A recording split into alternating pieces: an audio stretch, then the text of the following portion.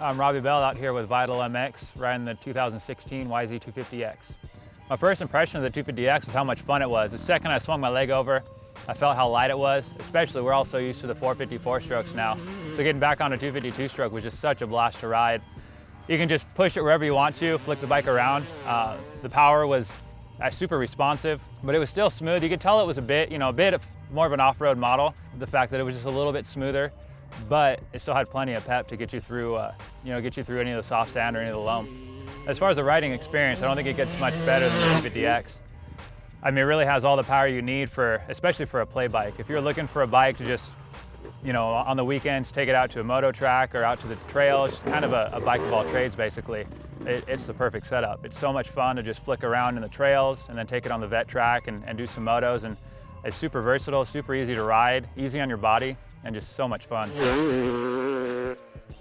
Today was a little bit of an eye-opening experience for me personally. I'm definitely not much of a 252 stroke person. I've said a few times they usually don't give me that little giddly feeling that most people do. This YZ250X though was definitely a way better experience than I expected. Yamaha with this bike has changed the cylinder, the piston, the entire expansion chamber, and the mapping's a lot different. This bike has a lot more smoother hit than a normal 252 stroke, and it's ridiculously easy to ride. Out here in the real tight sections, it's amazing how much easier this bike will change direction than a 4-stroke. Just when you're standing up and you want to go, okay, I need to go this way, I need to go this way, enter this tight little corner.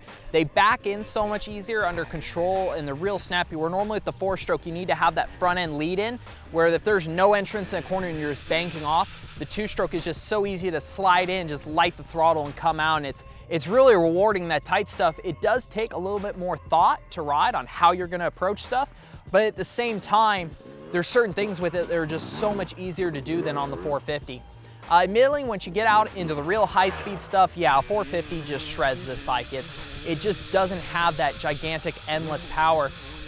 Even though the suspension is set up softer on the X model, I gotta say I would probably prefer riding this over the standard YZ252 stroke any day of the week. It kind of eliminates some of that different, when you get off the 4-stroke on a 2-stroke, all that snap, where it just hits easier and has a little more of a torquey feel.